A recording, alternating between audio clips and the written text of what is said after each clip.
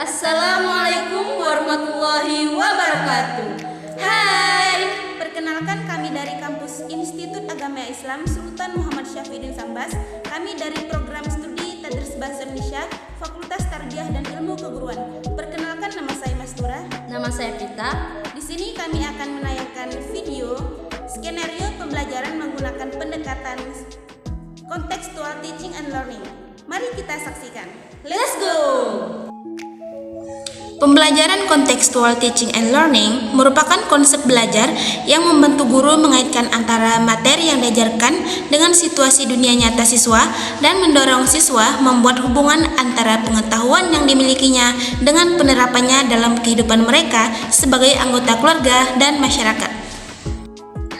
Berikut langkah-langkah pendekatan konteks teaching and learning. Yang pertama, konstruktivisme, yaitu merupakan landasan pemikiran CTL yang menekankan bahwa belajar tidak hanya sekedar menghafal, mengingat pengetahuan, tetapi merupakan suatu proses belajar mengajar di mana siswa sendiri aktif secara mental membangun pengetahuannya yang dilandasi oleh struktur pengetahuan yang dimilikinya. Yang kedua, menemukan atau inquiry merupakan bagian inti dari kegiatan pembelajaran berbasis kontekstual. Pengetahuan dan keterampilan yang diperoleh siswa diharapkan bukan hasil mengingat seperangkat fakta-fakta, tetapi hasil dari menemukan sendiri. Belajar merupakan proses mental yang diharapkan dapat mengembangkan intelektual, mental, emosional, maupun pribadinya secara utuh. Yang ketiga, bertanya. Bertanya adalah suatu refleksif dari keingintahuan siswa, dan menjawab pertanyaan mencerminkan kemampuan seseorang dalam berpikir. Yang keempat, masyarakat belajar. Hasil pembelajaran diperoleh dari hasil kerjasama dari orang lain. Hasil belajar diperoleh dari sharing antar teman, antar kelompok, dan antar yang tahu dan yang belum tahu. Yang kelima, pemodelan. Pemodelan pada dasarnya membahas tentang gagasan yang dipikirkan, mendemonstrasikan suatu kinerja agar siswa dapat mencontoh, belajar, dan melakukan sesuatu sesuai dengan model yang diberikan.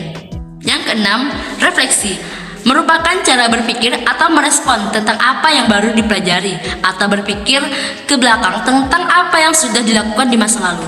Melalui kegiatan refleksi, pengalaman belajar akan dimasukkan dalam struktur kognitif siswa yang nantinya akan menjadi pengetahuan baru baginya, atau akan memperbarui pengetahuan yang telah dibentuknya. Yang ketujuh, penilaian yang sebenarnya. Kunandar menyatakan asesmen adalah proses mengumpulkan berbagai data yang bisa memberi gambaran mengenai perkembangan belajar siswa. Selanjutnya, kita akan membahas tentang skenario pembelajaran menggunakan pendekatan kontekstual teaching and learning. Judul skenario pembelajaran adalah menjelajahi keindahan alam melalui teks deskripsi. Tujuan dari pembelajaran ini, yang pertama adalah memahami struktur dan komponen teks deskripsi. Yang kedua adalah mampu menggunakan kosakata yang tepat untuk menggambarkan objek alam. Yang ketiga, mengembangkan keterampilan menulis teks deskripsi yang jelas dan menggugah minat. Nah, langkah-langkah skenario pembelajaran yang pertama adalah pengantar. Mulailah dengan pengantar yang menarik untuk mengaitkan pembelajaran dengan pengalaman nyata siswa. Kemudian, gunakan gambar atau video mengenai objek alam yang menarik seperti pantai, hutan, atau pegunungan untuk membangkitkan perhatian siswa. Yang kedua adalah eksplorasi. Ajak siswa untuk berbagi pengalaman mereka atau pengetahuan mereka tentang objek alam yang dipilih. Kemudian tanyakan pada siswa tentang apa yang mereka lihat, dengar, dan rasakan ketika berada di objek alam tersebut.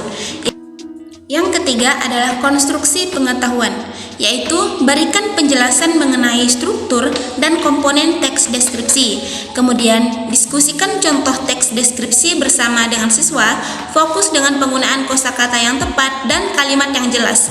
Kemudian lihatlah siswa untuk mengidentifikasi komponen-komponen tersebut dalam contoh teks deskripsi. Yang keempat, konteks lokal. Ajak siswa untuk mengidentifikasi objek alam di sekitar lingkungan mereka yang menarik untuk dideskripsikan. Kemudian berikan waktu bagi siswa untuk melakukan pengamatan langsung, misalnya dengan mengunjungi taman dan catatkan pengamatan mereka. Yang kelima, membangun teks deskripsi. Bantu siswa dalam memilih objek alam yang ingin mereka deskripsikan, kemudian pandu siswa dalam menulis teks deskripsi yang jelas dan menggugah minat menggunakan komponen-komponen yang sudah dipelajari. Kemudian, dalam proses menulis, berikan mereka umpan balik yang konstruktif untuk membantu mereka memperbaiki tulisan mereka. Kemudian, presentasi dan refleksi. Beri kesempatan kepada siswa untuk mempresentasikan teks deskripsi mereka kepada teman sekelas.